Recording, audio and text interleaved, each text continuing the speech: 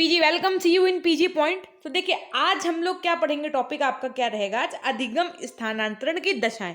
कल आपने अधिगम का स्थानांतरण पढ़ा था, किस बेसिस पे, अनुभव के बेसिस पे, है ना। आपने कुछ चीजें सीखी थी, पॉजिटिव, निगेटिव, है ना, शून्य, ये सारी चीजें आपको मैंने बताई थी कल। सो आज हम लोग ये पढ़ेंगे, लेकिन उसके पहले क्लास शुरू करने से आज मुझे आपसे एक बहुत जरूरी बात बतानी है, वो ये कि सबसे पहले तो आप सभी टेलीग्राम चैनल से जरूर जुड़ जाइए। टेलीग्राम चैनल का लिंक आपको डिस्क्रिप्शन बॉक्स और कमेंट सेक्शन दोनों जगह मिल जाएगा। क्यों? इससे जुड़ने का मतलब ये है कि क्लास के एंड में ना हम आपको एक पीडीएफ देते हैं ना इस क्लास की, उस पीडीएफ से आप रिवीजन जरूर करिए। Without revision your learning is just like a candle without flame. अगर आप अपना रिवीजन नहीं कर रहे हैं तो मीनिंग नहीं है पढ़ने का। याद रखिएगा, आप सब कुछ पढ़ने के चक्कर में ना पढ़ो, क्या कहा मैंने, सब कुछ पढ़ने के चक्कर में ना पढ़ो। 70% कोर्स को आप पढ़ लो और उसको इतना रिवीजन तगड़ा बना दो कि चाहे जहां से क्वेश्चन आ जाए हम गलत करके नहीं आएंगे, ये कसम खा लो। पता चले सब कुछ पढ़ने के चक्कर में पढ़े और रिवीजन नहीं रहा, पता चले बस पेपर में फिर यही बोलो, अरे यार ये पढ़ा तो था बस समझ नहीं आ रहा क्या था, 1980 था कि 82 था। मतलब ये आज के लिए हम नहीं बता रहे हैं आपको, ये हमेशा के लिए बता रहे हैं, आपकी जो कंपटीशन की प्रिपरेशन होगी ना उसके लिए भी। ठीक, तो आइए शुरू करते हैं। और उसके बाद में चैनल को सब्सक्राइब कर दीजिएगा, वीडियोस को लाइक शेयर कर दीजिएगा, अपने दोस्तों तक चैनल को शेयर कर दीजिएगा। बाकी एक चीज़ और इम्पॉर्टेंट बतानी है, वो ये कि अब जो भी बच्चे क्लास में आपस में बातचीत करेंगे वो सर या मैम करके करेंगे। क्या कहा, लड़की हैं जैसे आपस में सिस लिखती हो ना आप लोग, सिस नहीं मैम लिखो, और जिनको सर जो मैन है उनके लिए आप क्या लिखेंगे, सर लिखेंगे। ठीक है, वो इसलिए मैं कर रही हूँ क्योंकि क्लास में लगना चाहिए कि आप बीएड कर रहे हैं, बीएड की क्लासेस चल रही हैं यहाँ पे। इसलिए जैसे आपका जब ज्वाइनिंग हो जाएगी ना तो वहां पर भी आप कोई भी जो मैम होंगी, वहां की सर होंगी, मान लो गीता है, ठीक है, तो आप क्या गीता सिस बोलोगे उनको, नहीं ना। जाकर के किसी बच्चे की क्लास में मान लो गए 4th क्लास में, आपको 3rd क्लास में जाना है, मैम से काम है, तो आप क्या कहेंगे, ma'am Geeta ma'am please ma'am आपको प्रिंसिपल मैम बुला रही हैं, या राहुल सर आपको मैम बुला रही है ना, तो ऐसे ही बोलोगे ना। तो ये चीजें अभी से ही प्रैक्टिस में लाओ। क्यों? क्योंकि मैंने आपको पहले ही बताया कि आप हमारे लिए शिक्षक हैं। ठीक, तो सर और मैम लिखे बिना कोई बच्चा बातचीत नहीं करेगा, याद रखिएगा। आप भले चुप रहें लेकिन बातचीत अगर करनी है तो सर और मैम लिख के ही करेंगे। ठीक, ये आज से हमारी कक्षा का नियम है और यही नियम फॉलो होता रहेगा। जो बच्चे नए हैं वो पुराने हैं वो नए वालों को बताते जाइएगा जब नए बच्चे हैं। ठीक, आइए शुरू करते हैं। कि क्रमशः सीखने की प्रक्रिया में स्थानांतरण की प्रक्रिया अचानक नहीं होती। अनेक बार इस प्रकार की परिस्थितियां उत्पन्न हो जाती हैं जिनके विषय में हमारे पास ना तो कोई विशेष ज्ञान होता है और ना ही कौशल। उस समय पूर्व अर्जित ज्ञान एवं कौशल का प्रयोग होता है। रायबर्न का कथन है, स्थानांतरण निश्चित परिस्थितियों में निश्चित मात्रा में हो सकता है। मतलब जो आपका ट्रांसफॉर्मेशन है, हर बार जरूरी नहीं था ना कि कंडीशन सेम हो। मान लो एक बार ऐसा हुआ कि आपके सामने वैसी परिस्थितियां जीवन में आ ही नहीं, आप ऐसी समस्या में फंस गए, तब आप वहां पे क्या करेंगे, तब वहां पे आपका क्या काम आएगा, पूर्व अर्जित ज्ञान और कौशल काम आएगा। ठीक है, और इसी के समक्ष देखिए, अतः उपरोक्त कथन से स्पष्ट है कि स्थानांतरण पूर्ण रूप से नहीं बल्कि एक निश्चित मात्रा में होता है। इसके साथ ही जब स्थानांतरण परिस्थितियां अनुकूल होंगी तभी यह स्थानांतरण संभव होगा। ये विशेष दशाएं निम्नलिखित है। पहला, अधिगमकर्ता की इच्छा यानी कि लर्नर्स की विल पे डिपेंड करती है। क्या कि अधिगमकर्ता की इच्छा पर स्थानांतरण निर्भर करता है। इस संबंध में मार्शल ने क्या कहा कि किसी नई परिस्थिति में अधिगम स्थानांतरण की एक अनिवार्य शर्त यह है कि सीखने वाले में उसे हस्तांतरित करने की इच्छा अवश्य होनी चाहिए। यानी कि जबरदस्ती आप किसी पे नहीं थोप सकते कि सीखो सीखो सीखो, है ना, मेरे ये कुछ अनुभव है, ये आप भी जान लो, आपके जीवन में काम आएंगे सर। तो आप ये जरूरी जबरदस्ती रूप से नहीं कर सकते, कि डिपेंड करता है कि आपकी सीखने की इच्छा कैसी। जैसे उदाहरण स्वरूप देखिए, यहाँ पे आपकी कक्षा में बहुत सारे बच्चे शुरू में जुड़ते हैं, लेकिन कक्षा के अंत तक केवल वही बच्चे जुड़े रहते हैं जिनकी कुछ सीखने की इच्छा है, जिनकी कुछ कर गुजरने की इच्छा है। ठीक है, लेकिन कुछ बच्चे होते हैं जिनका मन ही नहीं लगता, उनको तो सबसे ज्यादा समस्याएं हैं ना, वो सीखने के बजाय वो ये ढूंढते हैं कि समस्याएं क्या हैं। जैसे मैम हम फलाने यूनिवर्सिटी से हैं, तो क्या ये हमारे में है? मैम क्या पेपर सब्जेक्टिव या ऑब्जेक्टिव होगा? मैम पेपर कब होगा? मैम क्या ये इस यूनिवर्सिटी के लिए है? मैम ये हमारे में पेपर 4 है, आप तो पेपर 2 बता रहे हैं। मतलब उनको इन सब चीज़ों से मतलब है, इन सब बातों से मतलब है। उनसे पूछ लो कि टॉपिक क्या चल रहा है तो नहीं बता पाएंगे। क्यों? क्योंकि उनको सीखना नहीं है ना, उनको सिर्फ वो क्वेश्चन ही करने आए हैं आपसे। तो ऐसे लोगों को मैं वैसे भी मतलब एक नॉर्मल लाइफ में बता दूं कि क्यों इतना ज़्यादा अपने माइंड में आपने हौच पौच कर रखा है भाई। पढ़ते चलो ना। हमने जब आपको शुरू में बता दिया कि टॉपिक वाइज क्लासेस मैं इसीलिए ले रही हूँ कि आप चाहे जिस यूनिवर्सिटी से हो, नो मैटर। अब लेकिन आप बीएड में हैं, क्या कहा मैंने, आप बीएड में हैं, तो आपकी ये जिम्मेदारी तो है ही है कि आप अपना ऑफिशियल सिलेबस चाहे जैसे डाउनलोड कर लो, चाहे कॉलेज जा करके एक बार ले आओ, चाहे जो कर लो, तो बस उसी में टिक करते रहो कि हाँ ये मैम ने पढ़ा दिया, अच्छा ये 2 टॉपिक रह गए, चलो हम खुद से पढ़ ले रहे हैं, हम गूगल से पढ़ ले रहे हैं, हम पीडीएफ से या मैम से कह देंगे, मैम आगे पीछे कभी पढ़ा देंगी, है ना। तो वो चीज़ें ये सब कुछ निर्भर करता है अधिगमकर्ता की इच्छा पर अब कुछ बच्चे इसी चीज़ को क्रिटिसाइज करेंगे कि हम मैम से क्यों पढ़े, मैम ने पेपर 1 की बताया, क्लासेस कंप्लीट हो गई, लेकिन मैम ने उसमें ये और ये वाला टॉपिक तो कराया ही नहीं। अब ये बच्चे क्रिटिसाइज कर रहे हैं, लेकिन वो जो 28 क्लासेस हो चुकी हैं उनसे पूछो क्या वो आपने पूरी देख ली, तो कहेंगे नहीं। हमने कहा क्यों, तो बोले कि मैम ये दोनों आपने नहीं पढ़ा है टॉपिक, मतलब इन 2 टॉपिक के पीछे उन्होंने ये 28 भी नहीं देखी। मतलब यहाँ पे मैं क्रिटिसाइज नहीं कर रही, आप लोग ये नहीं समझिएगा कि आप लोगों के लिए बोला जा रहा है, वो बस इसलिए कह रही हूँ कि सब कुछ अधिगमकर्ता की इच्छा पर निर्भर करता है, लर्नर पे डिपेंड करता है कि वो कितना ज्यादा सीख सकता है। जैसे आप एक शिक्षक है मान लीजिए, और आपने अपनी कक्षा में बच्चों को पढ़ाना शुरू किया, बच्चे कक्षा में 30 बच्चे हैं, उनमें कुछ फर्स्ट आ रहे हैं, कुछ फेल भी हो जा रहे हैं, इसका मतलब ये नहीं है कि आप में कमी है।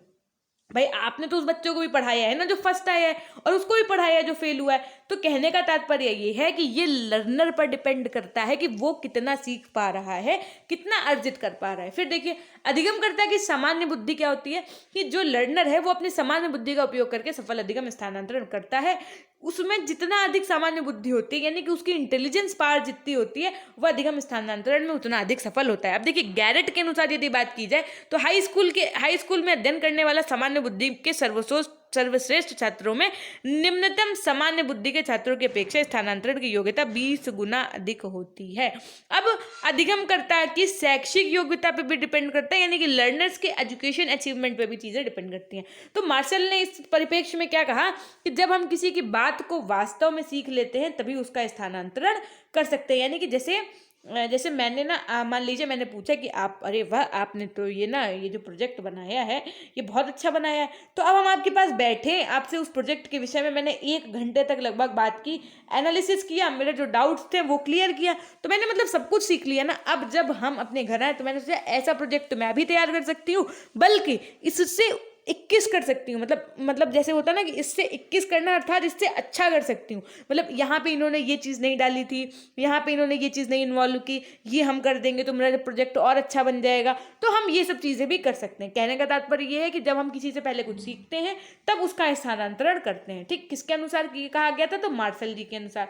अब देखो सामान्यीकरण करने की योग्यता क्या है कि स्थानांतरण की प्रमुख दशाओं में सामान्यीकरण करने की योग्यता प्रमुख होती है।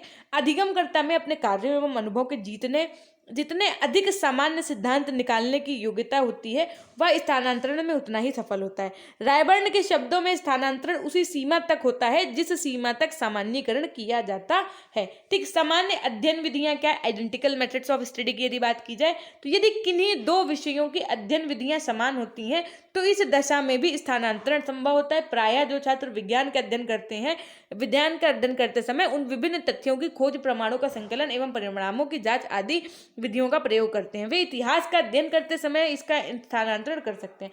भाटिया जी के अनुसार बताया गया है कि जिन विषयों की अध्ययन विधियां समान होती हैं उसमें थोड़ा पर वास्तविक स्थानांतरण होता है। अब यदि बात की जाए समान विषय वस्तु की, यानी आइडेंटिकल सब्जेक्ट्स भी मैटर करते हैं। कैसे कि इस संबंध में भाटिया जी का कथन है कि यदि 2 विषय पूर्ण रूप से समान है तो 100% स्थानांतरण हो सकता है। यदि विषय बिल्कुल भिन्न है तो तनिक भी स्थानांतरण संभव नहीं हो सकता है। यानी कि मैंने आपको एक एग्जाम्पल दिया था, यदि आपने संस्कृत पढ़ा है, आपको संस्कृत सिखाया गया, ठीक, फिर हमने आपको हिंदी जब सिखाया तो आपने कहा हाँ मैम इजीली समझ में आ रहा है, लेकिन तो ये क्या है, दोनों विषय लगभग क्या है, समान है, तो इसमें जो चीज़ें आपने सीखी वो इसमें आपके काम आ गई। लेकिन अगर हम संस्कृत के बाद आपको फारसी सिखाने लगे तो क्या वो चीज़ें काम आएंगी, नहीं आएंगी। ठीक, अब देखो विषयों के स्थानांतरण के गुण, यानी ट्रांसफर वैल्यूज ऑफ सब्जेक्ट्स। सबसे पहले यहाँ पे क्या बोला गया, गैरेट जी के ने लिखा कि विद्यालय विषयों में स्थानांतरण के गुण में विभिन्नता होती है। जैसे भाषाओं एवं सामाजिक विज्ञानों की अपेक्षा गणित और विज्ञान में स्थानांतरण का गुण अधिक होता है, जबकि इतिहास एवं अंग्रेजी साहित्य में स्थानांतरण का गुण कम हो जाता है। इस प्रकार के विषयों का अध्ययन करने वाला ज्ञान का स्थानांतरण करने में कम सफल होता है। स्थानांतरण का प्रशिक्षण यानी ट्रेनिंग और ट्रांसफर की यदि बात करें, हाँ जी, तो जो बच्चे नए आ रहे हैं उनको बता दें कि चैनल को सब्सक्राइब कर लीजिएगा, बेल आइकन को प्रेस कर लीजिएगा। जिन बच्चों के पास क्लास का नोटिफिकेशन नहीं आता उनके लिए टेलीग्राम पर भी व्यवस्था है, मतलब जैसे ही क्लास शुरू होती है आपकी तो टेलीग्राम पर आपको लिंक भेज दिया जाता है। दूसरी चीज, क्लास की पीडीएफ के लिए भी आप हमारे टेलीग्राम ग्रुप से ज्वाइन कर सकते हैं। आपका कोई डाउट हो तो टेलीग्राम पे ही एक और ग्रुप है आपका चैट वाला, वहां पे भी ज्वाइन कर सकते हैं। If you want you can. ठीक, बाकी आपका इंस्टाग्राम भी अकाउंट है, आप वहां जाएं तो वहां पे भी चैनल को फॉलो कर सकते हैं। ठीक, आइए शुरू करते हैं फिर से। क्या कि स्थानांतरण का प्रशिक्षण, ट्रेनिंग ऑफ ट्रांसफर। यदि अधिगमकर्ता अधिगम स्थानांतरण में प्रशिक्षित है तो उसमें स्थानांतरण योग्यता का विकास होता है। उदाहरणार्थ यदि बात की जाए तो यदि शिक्षक छात्रों को दक्षता, व्यवस्था एवं ईमानदारी आदि का महत्व बताता है तो छात्र अपने विभिन्न कार्यों में इन गुणों का प्रदर्शन करता है। इसको महत्व बताता है तो छात्र ये क्या करता है, जब वो कोई कार्य करता है तो उसमें इन सब चीजों को वो सम्मिलित करता है। तो गैलेट महोदय ने लिखा कि विद्यालय कर्म में स्थानांतरण की सर्वोत्तम विधि है स्थानांतरण की शिक्षा देना। अधिगम स्थानांतरण के समय ध्यान देने योग्य बातें क्या होती हैं बताओ। तो पहले शिक्षण अधिगम प्रक्रिया में स्थानांतरण के लिए निम्न बातों पर ध्यान देना आवश्यक है। ये टीचर्स पे है डिपेंडेंट, तो बहुत गौर से सुनिएगा मेरी बातों को सिर्फ कंसंट्रेट होकर के सुन लीजिए ना। अगर तब भी आप ना 80% यहाँ पर लेंगे और 20% अगर आप मानो आपने पीडीएफ रिवाइज कर ली तो पूरा टॉपिक आपको एकदम क्लियर हो जाएगा। मार्क्स लाने से कोई रोक नहीं सकता है फिर आपको। देखो, पहला कि शिक्षक को अध्यापन के समय मुख्य बिंदुओं पर अधिक ध्यान देना चाहिए, यानी कि जो हेडिंग्स होती हैं उन पे विशेष ध्यान देना चाहिए। ठीक, फिर शिक्षक को कक्षा में छात्रों को विषय से संबंधित सामान्य सिद्धांतों की जानकारी अधिक देनी चाहिए तथा विशिष्ट सिद्धांतों का कम, यानी कि जो स्पेशल फैक्ट्स होते हैं उन पे इतने नहीं बताना चाहिए। डिटेलिंग जितनी कि आपको जो जनरल नॉलेज होती है उस टॉपिक से रिलेटेड वो बतानी चाहिए। ठीक, फिर देखिए, किसी प्रत्यय को स्पष्ट करने के लिए शिक्षक को दैनिक जीवन से संबंधित पर्याप्त उदाहरण देने चाहिए। मैं आपको कक्षा में सिर्फ चीज़ों को मोस्टली जोड़ती हूँ किस कैसे उदाहरण दे करके, या तो घर वालों से या तो आपके ऊपर ही, यानी अपनी कक्षा से रिलेटेड एग्जाम्पल देती हूँ, या तो आपने जिन चीज़ों को अपनी लाइफ में फेस किया हो, जैसे कल एजुकेशन वाले चैप्टर में जिसने पढ़ा हो, तो मैं इसलिए ऐसे एग्जाम्पल देती हूँ जिसमें कि ये आपको जीवन पर्यंत याद रहे। कभी कभी चीज़ें ऐसी होती है कि हाँ मैम ने इसका एग्जाम्पल ये दिया तो उस समय वो चीज़ वहीं से याद आ जाती है।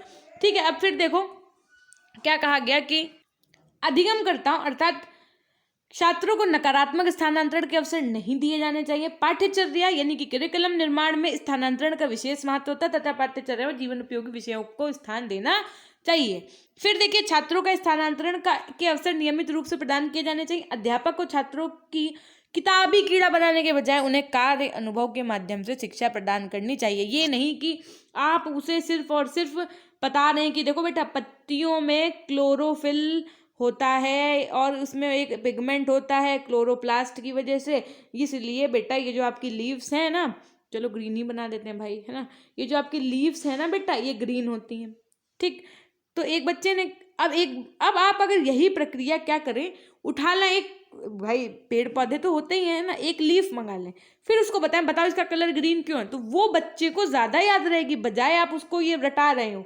तो कहने का मतलब ये है कि किताबी कीड़ा नहीं बनाना है, उनको कुछ ऐसे वर्क देने हैं, कुछ ऐसे प्रोजेक्ट्स देने हैं जिनके थ्रू वो काम करते करते ही चीज़ों को सीख जाएं। बात समझ में आ गई। अध्यापक को पढ़ाते समय सह संबंध के सिद्धांत को अपनाना चाहिए। सह संबंध का सिद्धांत कुछ इस प्रकार से, जैसे मैंने अभी आपको ऊपर हिंदी संस्कृत वाला उदाहरण दिया है, तो जो बच्चे पुराने हैं वो जरा ये बताओ कल की कक्षा में मैंने आपको ये पॉजिटिव और निगेटिव ट्रांसफॉर्मेशन में पढ़ाया था कि नहीं पढ़ाया था। तो फिर मैंने आज वही एग्जाम्पल क्यों लिया, मैं चाहती तो कोई दूसरा एग्जाम्पल ले लेती, लेकिन वही एग्जाम्पल मैंने इसलिए लिया कि आप अपनी आज की चीज़ों को जो आपने कल पढ़ा था उससे कनेक्ट कर पाए। जब आप ये कनेक्ट करेंगे ना तो आपका पुराना टॉपिक के साथ साथ नया टॉपिक भी चलेगा। तो सेम ऐसे ही होता है कि बच्चों को, जैसे आप मान लो पढ़ा रहे हो कुछ भी, आज पढ़ा रहे हो, तो जो आपने हफ्ते भर पहले कल परसों में पढ़ाए थे ना उनसे चीज़ों को रिलेट कर दो। रिलेट करने के बाद में चुटकियों में उनसे उसी से रिलेटेड क्वेश्चन पूछ दो, क्या कि बताओ उस दिन मैंने आपको पढ़ाया था ना, चलो बताओ उसमें ऐसा कौन सा पिगमेंट था। ठीक, ऐसे क्वेश्चंस आप अपने बालकों से कर सकते हैं कक्षा में, तो जिससे क्या होगा, बहुत अच्छी चीज़ों से, मतलब कहने के तात्पर्य इन सब तरीके से बालक का विकास होगा। शिक्षक को बालक की मानसिक योग्यता तथा व्यक्तिगत भिन्नता के अनुसार पाठ्य विषयों तथा शिक्षण विधियों का चयन करना चाहिए। साथ ही स्थानांतरण हेतु अनुकूल परिस्थितियां भी प्रदान करनी चाहिए। अब जरा देखो, अधिगम स्थानांतरण एवं शिक्षक यानी कि transfer of learning and teaching. अब देखो गांठ बांध लो, क्या कहा मैंने, गांठ बांध लो, क्या कि क्लास से अब कोई बच्चा नहीं जाएगा, ना ज़्यादा बातचीत करेगा, क्योंकि ये टॉपिक ऐसा है जो आपको लिखना नहीं है। मैंने क्या कहा, जो आपको लिखना नहीं है, यहाँ से सीखना है। क्यों? जब आप शिक्षक बन जाएंगे ना, तो यही सब बातें आपके काम में आएंगी। बच्चे इतना परेशान करेंगे, आपको समझ नहीं आएगा मैं कैसे निजात पाऊँ इनसे। तब आपको याद आएगा कि क्या मैम ने कहा था, यहाँ पे सीखना है। तो सिर्फ बालक को पढ़ाने के लिए आपको चीज़ों को सीखना है, तो और फटाफट से अब आराम से बैठ के पढ़ो कि टीचर्स की क्या ड्यूटीज होती हैं, वो यहाँ पे आपको सीखना है। शिक्षक ही औपचारिक अधिगम का सृष्टा है। क्या सृष्टा होता है? यानी रचयिता होता है। विद्यालय का आधार होता है। कौन होता है? शिक्षक होता है। एक विद्यालय में जितना महत्वपूर्ण बालक होता है, उतना ही महत्वपूर्ण शिक्षक होता है। यानी कि जो स्टूडेंट्स होते हैं वो टीचर्स के डायरेक्टली प्रोपोर्शनल होते हैं। क्या कहा मैंने कि अगर स्टूडेंट्स ही हैं और टीचर्स नहीं है तो सब बेकार। यानी स्टूडेंट्स की ग्रोथ तभी संभव है जब टीचर की ग्रोथ प्रॉपर हो। ठीक, अब देखो क्या कहा गया है कि शिक्षा का उद्देश्य बालकों के व्यवहार में संशोधन है, ताकि वे समाज एवं देश के उपयोगी अंग बन सकें। इस कार्य का क्रियान्वयन शिक्षक के बिना नहीं हो सकता। परिस्थिति का लाभ उस समय तक नहीं उठाया जा सकता जब तक कि स्थानांतरण का अभ्यास न कराया जाए।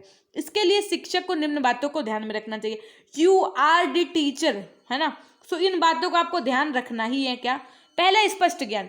शिक्षक को उस विषय का स्पष्ट ज्ञान होना चाहिए जिस विषय का वह अध्ययन बालकों को करा रहा है। यानी कि मान लो आप बच्चे को लाइट का चैप्टर पढ़ा रहे हैं, अब पता चले आपको ही लाइट की वेलोसिटी नहीं पता है। हमने आपसे पूछा स्पीड ऑफ लाइट क्या होती है, आपने कहा मैम 3 × 10⁻⁴ ऐसा करो बेटा। मैं ना ये बात आपको कल बताऊंगी। ये चीज़ें नहीं होनी चाहिए। आपको पूरा ऑलरेडी उस विषय पे पकड़ होनी चाहिए, तब आप बच्चे को पढ़ाइए। ठीक है, क्योंकि बच्चों के मन में विशेष विशेष प्रकार के अद्भुत प्रश्न उत्पन्न होते हैं ना। साथ ही अध्ययन कार्य करते समय उसे इस बात का भी ज्ञान होना चाहिए कि किन विषयों में उसे स्थानांतरण का ज्ञान देना है, क्योंकि स्थानांतरण स्वयं नहीं होता, अपितु उसकी योजना बनानी पड़ती है। बात समझ में आया? ट्रांसफॉर्मेशन अपने आप नहीं होता है, आपको कुछ ऐसे मोड़ लाने होंगे। मोड़ का अर्थात समझना, कुछ ऐसी टिप्स एंड ट्रिक्स अपनी एजुकेशन कर मतलब बच्चों को पढ़ाते समय कुछ ऐसी टिप्स और ट्रिक्स जो है अपनानी पड़ेंगी ना।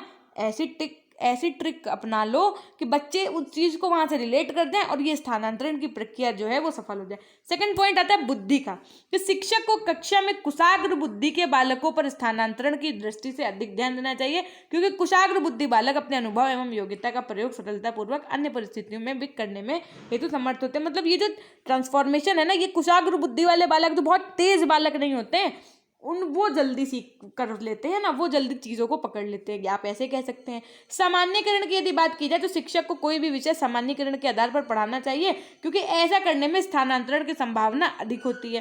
फिर अंतर्दृष्टि की स्थानांतरण को देखिए, यदि अंतर्दृष्टि की बात की जाए तो स्थानांतरण को स्थायी रूप प्रदान करने के लिए शिक्षक को बालकों में अंतर्दृष्टि का विकास करना चाहिए। पूर्णकारवादियों को विचार है कि छात्रों के सम्मुख समस्या पूर्ण रूप से रखी जानी चाहिए, समान परिस्थितियों में अंतर्दृष्टि के अवसर प्रदान किए जाने चाहिए। यानी कि देखो, ऐसा नहीं कि आप सिर्फ, जैसे मैंने कहा कि बताओ एक जो है गाड़ी जा रही थी, ठीक, एक्सीडेंट हो गया, सामने वाला खत्म, मान लो मर गया, ठीक, तो आपने कहा कि मैम वो कौन सी गाड़ी थी, ठीक है, सामने वाला जो जा रहा था वो आदमी बाइक से था, कार से था, हवाई जहाज से था, हेलीकॉप्टर से था। आपने मतलब कुल मिला के अपने कंडीशंस रखनी शुरू कर दी।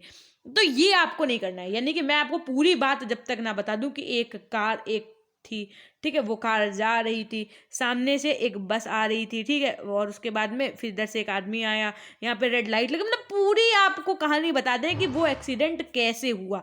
तो कुल मिला के जब हम आपके सम्मुख सारी समस्याएं रखेंगे ना, तब आप हमसे कुछ क्वेश्चंस नहीं कर पाएंगे, सिर्फ आपको उत्तर देना होगा। ठीक, होप सो बात समझ में आ गई होगी। अब देखो शिक्षण विधि क्या होती है। स्थानांतरण इस बात पर भी निर्भर करता है कि आप जिस तरह से बच्चों को पढ़ा रहे हैं वो जो विधि है वो मनोवैज्ञानिक विधि है या नहीं है। ठीक है, तो बच्चा उसमें रुचि ले रहा है या नहीं ले रहा है। सह संबंध मैं आपको बता ही चुकी हूँ कि एक दूसरे से जोड़ के चीज़ों को पढ़ाना चाहिए। प्राप्त ज्ञान का उपयोग, जो चीज़ें आपने चैप्टर 1 में बच्चे को एकदम अच्छे से समझा दी हैं, अब जब आप उसको चैप्टर 3 या चैप्टर 4 पढ़ा रहे हो तो वो जो बच्चे ने वहाँ सीखा है, अगर देखो एक ना दो चीजें वो कनेक्ट होती ही हैं यूनिट में, तो आप उसको बच्चे को वहां से ये चीजें कनेक्ट करवा के समझा सकते हैं। जैसे बालकों को इस बात के लिए प्रोत्साहित करना चाहिए कि उन्हें जो भी ज्ञान प्रदान किया जाए अथवा जो भी क्रिया सिखाई जाए उसका पूरा उपयोग व सामान्य जीवन में करें। इसे बालकों में अंतर्निहित योग्यता का विकास होगा एवं वे जीवन के प्रत्येक क्षेत्र में सफलता को आत्मसात करेंगे। प्राप्त ज्ञान का उपयोग यह स्थानांतरण की अपेक्षाओं का पूर्ण करता है। फिर देखो चिंतन, स्थानांतरण की सफलता के लिए शिक्षक को छात्रों में चिंतन का विकास करना चाहिए। मतलब ऐसे उनसे क्वेश्चंस पूछो घुमा फिरा के कुछ भी करके कि वो सोचने पे मजबूर हो जाए। चिंतन का विकास इस प्रकार किया जाना चाहिए कि वह आदत बन जाए। मार्शल के अनुसार जब योग्यता अत्यंत समझदारी से दिखाई जाती है एवं स्वयं उसी के लिए संगठित तथा व्यवस्थित की जाती है तो उसका शिक्षण एवं संगठन से स्थानांतरण स्वयं ही सरल हो जाता है। बताइए बातें कुछ समझ में आ रही, पल्ले पड़ रहा है कि नहीं। पाठ्यचर्या की यदि बात की जाए तो वर्तमान समय में बालकों की रुचियों के अनुकूल पाठ्यचर्या निर्माण पर अधिक बल दिया जा रहा है। यानी कि देखिए आप भी देखिए अब क्या होता है, देखिए सिलेबस चेंज हो रहा है। आप देखिए तो जो ग्रेजुएशन वाले बच्चे थे उनका भी चेंज हो गया, इवन आपका भी सिलेबस लेटेस्ट आ गया। अगर CSJMU वालों की बात करें तो उनके में तो बहुत ही ज़्यादा चेंजमेंट हुए हैं। सेमेस्टर हो गया, जो आपके सब्जेक्ट पेडागोजी वाले सेक्शंस थे वो उठा करके सेमेस्टर 2 में रख दिए गए, तो बहुत सारी चीज़ें चेंज हुई। वो सिर्फ इसलिए होता है कि जो नई चीज़ें आ रही हैं, मतलब अब आपको बच्चों को पढ़ाने में जो अब देखो अब ऑनलाइन शिक्षा, जो ऑनलाइन टीचिंग है उस पर विशेष ध्यान दिया जाएगा। आप देखिएगा कुछ दिन बाद शिक्षक बनने के लिए क्या पता और ये भी बोल देंगे CCC मान्य होना जरूरी। अभी मतलब ऐसा कुछ है नहीं, मैं एक एग्जांपल दे रही हूँ आपको सिर्फ कि जो नई नई चीज़ें आ रही हैं ना इस ज़माने में कह सकते हैं, तो वो चीज़ें उन्हीं के साथ जोड़ रहे हैं। विद्यालय समाज का प्रतिबिंब होता है, यानी कि जो आपका स्कूल है वो इस सोसाइटी का रिफ्लेक्शन है या इमेज होती है, आप कह सकते हैं एक तरीके से। विद्यालय में पढ़ाए जाने वाला पाठ्यक्रम बालों की आवश्यकताओं के अनुकूल होना चाहिए। पाठ्यचर्या के माध्यम से भावी जीवन की आवश्यकताओं का परिचय कराया जाना चाहिए, अत्यंत आवश्यक है। कैसे? आप बच्चे को पढ़ा रहे हैं, आपका काम सिर्फ बच्चों को बुक रटवाना ही नहीं है, उनको ये भी सिखाना है कि आपको आने वाली लाइफ में इन इन प्रॉब्लम्स का सामना करना पड़ सकता है। और अगर बेटा कभी जीवन में ऐसी दिक्कतें आए आपको, तो आपको इनका सामना बहुत मजबूती से करना होगा। आपको इन इन विषयों पे ऐसे ध्यान देना होगा। मतलब आप अपने आप को याद करिए ना, आपके भी कुछ फेवरेट टीचर्स होंगे। जब आप अपने जरा फ्लैशबैक में जाओ एक बार, आपकी जब स्कूल टाइम में थे आप, तो आपकी भी कोई फेवरेट मैम होंगी, कोई फेवरेट सर होंगे जिनसे आप अपनी सारी प्रॉब्लम्स को कह पाते होंगे कि मैम आज मुझे ये दिक्कत हो गई, या सर वो कुछ मैं ना डिस्टर्ब हूँ, या मुझे ऐसे दिक्कत हुई वैसी दिक्कत हुई। तो वो टीचर जो करते थे आपके साथ ऐसा तो नहीं करते अच्छा ये हुआ, अरे बेटा है ना ऐसे तो चुल्लू भर पानी में डूब के मर जाना चाहिए, क्या ऐसे कहते थे टीचर्स? नहीं, बल्कि आपको क्या समझाते थे, बेटा ये सब कोई बात नहीं, ऐसे तो मम्मा पापा तो आपको डांटेंगे ही, है ना। या अगर देखो बेटा आपने इस बार पढ़ाई नहीं की अच्छे से, है ना, तो आप फेल हो गए हो या आपके नंबर कम आए हैं, कोई बात नहीं बेटा, ये तो क्वार्टरली एग्जाम है ना, कोई बात नहीं, अभी हाफ ईयरली एग्जाम आएंगे, आप उसमें बढ़िया स्कोर कर दीजिएगा और फाइनल में आप बहुत अच्छा स्कोर कर सकते हैं। तो बिल्कुल टेंशन नहीं लो, एक ही बार तो हुआ है ना। अब आप पास्ट को याद कर करके बेटा अपना इतना टाइम वेस्ट करोगे, इससे बेटर है कि आप अपने प्रेजेंट में जी करके हाफ ईयरली एग्जाम की तैयारी करो और उसके पेपर अच्छे से दो और अच्छा स्कोर करके आओगे, है ना। तो ऐसे बच्चों को समझाते थे टीचर्स, याद करो, क्या आपके टीचर ने भी आपको ऐसे कभी समझाया है? बोलो, आप अपने फ्लैशबैक में जाओ जरा एक बार, अपने स्कूल टाइमिंग में जब आप थे तो टीचर्स आपको ऐसे मोटिवेट करते थे कि नहीं करते थे? भाई मुझे तो करते थे, मैं तो सच में बहुत मतलब प्राउड फील करती हूँ इस बात पे कि जो जितने भी मेरे टीचर्स थे ना वो बहुत बहुत बहुत अच्छे थे। मतलब इवन क्या ही बताएं आपको, वो मेरी हर प्रॉब्लम्स के सोल्यूशन हमारे टीचर्स ही थे। हम उनको बताते थे, वो मुझे बताते थे बेटा ऐसे ऐसे नहीं, ऐसे करो ज़्यादा। मतलब मुझे कोई छोटा काम भी कोई ऑर्गेनाइज करना होता था तो मैं जा करके एक बार पूछ जरूर लेती थी, सर क्या या मैम क्या इस काम को तरीके से करें तो अच्छा होगा, तो वो अपने व्यूज दे देते थे, नहीं बेटा यहाँ पे आप ऐसा करो, ये ना करके ये वाला टॉपिक पढ़ो, ये पहले पढ़ोगे तो ये ज्यादा इंपॉर्टेंट है। तो वो सब चीजें होती थी, है ना। तो ये सब चीजें क्या है, अब आप शिक्षक बनने जा रहे हो तो अब आपको ये रोल क्या करना है, अपनाना है और बच्चे के अंदर सारे मोटिवेशन भी जगाने हैं। मतलब चैप्टर्स कंप्लीट करने के साथ साथ अपना सिलेबस कंप्लीट करने के साथ साथ आपको इन बातों पर भी ध्यान देना है, ठीक। अब देखो अभिवृत्ति का विकास क्या है कि बालकों में स्थानांतरण की योग्यता के विकास के लिए यह आवश्यक है कि वह छात्रों के ज्ञान का अन्य परिस्थितियों में उपयोग करने पर अधिक बल दे। ऐसा करने से उसमें अभिवृत्ति का विकास होगा एवं वह प्रत्येक परिस्थिति में ज्ञान का उपयोग कर सकेंगे, ठीक। अब जरा एक बार बता दो, अगर क्लास समझ में आ रही है तो जरा लाइक करके आओ, सेशन को एक बार लाइक जरूर कर दिया करो भाई, क्लास की रीच बढ़ती है। अब देखो, अधिगम स्थानांतरण एवं शिक्षा यानी transfer of learning and education. शिक्षा में स्थानांतरण अधिगम का प्राण है, याद रखना। प्राण, प्राण समझ रहे हैं, जैसे शरीर में प्राण है आपके, वैसे ही शिक्षा में स्थानांतरण अधिगम क्या है, एक प्राण है। शिक्षा का उद्देश्य बालक को इस योग्य बनाना है कि वह जीवन की प्रत्येक स्थिति का सामना करने में सक्षम हो। ये नहीं कि सिर्फ आपने उसको ABCD पढ़ा दिया, या आपने उसको फोटोसिंथेसिस, क्लोरोफिल और स्क्वायर क्यूब रूट और मैथ्स और फिजिक्स केमिस्ट्री पूरा प्रॉपर सिखा दिया। लेकिन असल में जो शिक्षा का महत्व है वो क्या है कि जीवन के प्रत्येक स्थिति का सामना करने में बच्चा सक्षम हो। कुछ इस प्रकार से उसके अंदर आपको मोटिवेशन और सारी चीजें क्रिएट करनी होंगी। फलतः शिक्षा में स्थानांतरण के महत्व पर बल दिया गया। व्यवहारिक ज्ञान, मतलब व्यवहारिक ज्ञान क्या होता है, देखो यदि अध्यापक बालकों को विद्यालय तथा कक्षा में जीवन की समस्याओं तथा वास्तविकता का ज्ञान प्रदान करता है तो व्यवहारिक जीवन में छात्र अपनी समस्याओं को हल करने में समर्थ होता है। अध्यापक का उत्तरदायित्व है कि वह इस प्रकार से क्रिया का अधिगम प्रस्तुत करे कि वह बालकों के लिए काल्पनिक ना हो। बात समझ में आई?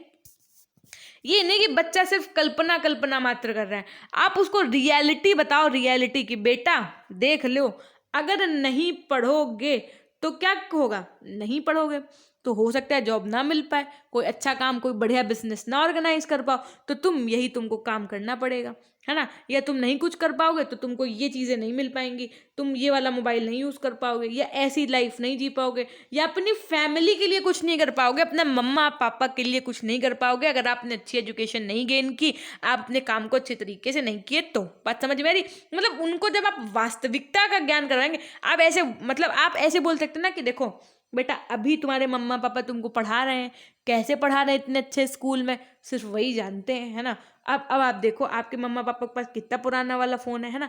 जब आप पढ़ लिख जाओगे, कुछ बन जाओगे, तो आप बढ़िया उनको एप्पल का फ़ोन गिफ्ट कर सकते हो, है ना।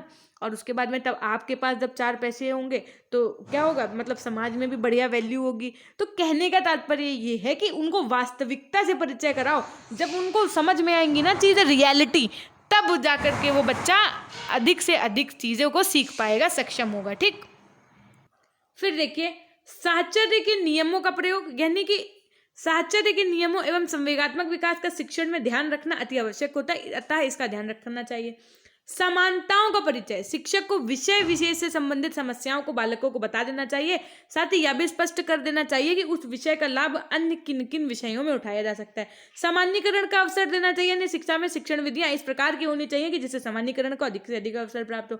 भविष्य का ज्ञान, बालकों को शिक्षा इस प्रकार की प्रदान की जानी चाहिए जो उसके भविष्य निर्माण में सहायक हो। बात समझ में आ रही है कि नहीं आ रही, बोलो फटाफट से।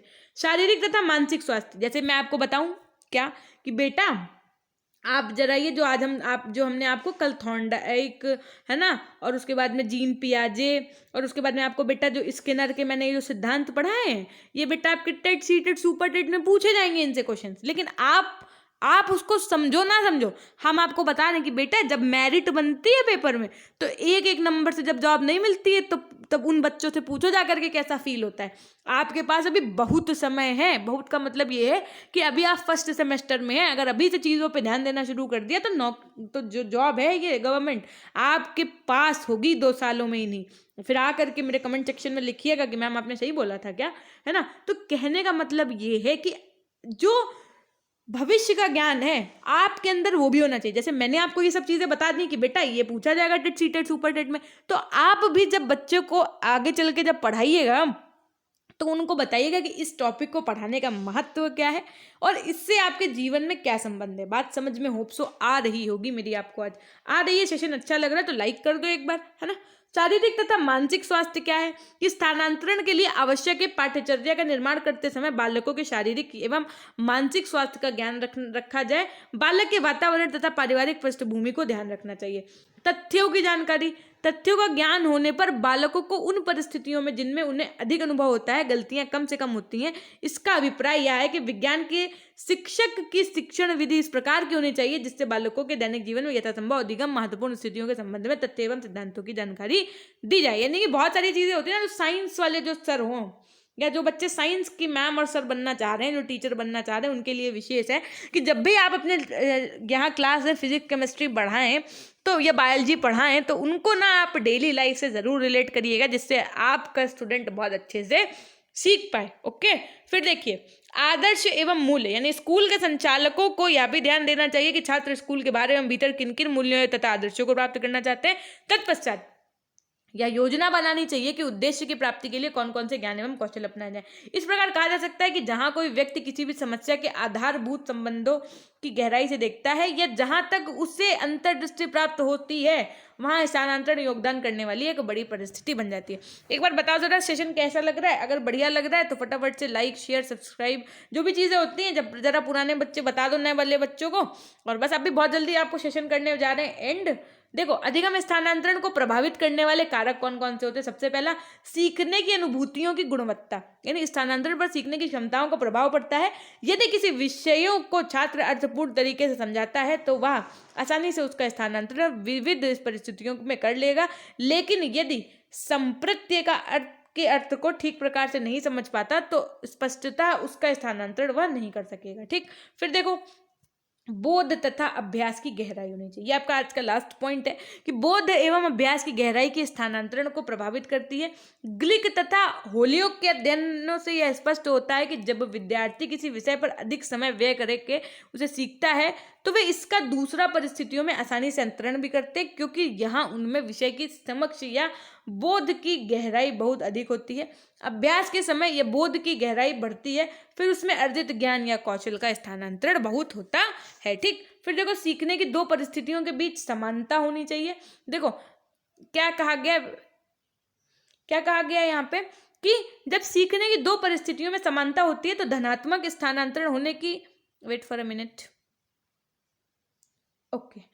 की संभावना रहती है। जैसे यदि छात्र कुत्ता बिल्ली घोड़ा हिरन के स्तनपायी श्रेणी के जानवर समझता है अतः गाय को देखने पर वह उसे स्तनपायी श्रेणी का ही जानवर कहेगा, तो यह धनात्मक स्थानांतरण का उदाहरण होगा। ऐसा इसलिए होता है कि दोनों परिस्थितियों में समानता है अतः बिना समानता के स्थानांतरण कठिन है। यानी कि जो सेम चीजें होती हैं उनमें जो आपका ट्रांसफॉर्मेशन होता है वो आसानी से जल्दी होता है। अधिगम अनुभूतियों की विविधता क्या होती है? क्या कहा गया कि स्थानांतरण अधिगम अनुभूतियों से भी प्रभावित होता है। अनेक मनोवैज्ञानिक ने कई प्रयोग किए और स्पष्ट किया कि जब बालकों को किसी विषय की विविध अधिगम अनुभूतियां होती हैं तो इससे यह आशा होती है कि उनके द्वारा अर्जित ज्ञान या बोध का स्थानांतरण होगा। लेकिन यदि संप्रत्य की विविधता नहीं होगी तो छात्र अर्थ को समझने में असफल रहते हैं एवं स्थानांतरण नहीं होता है।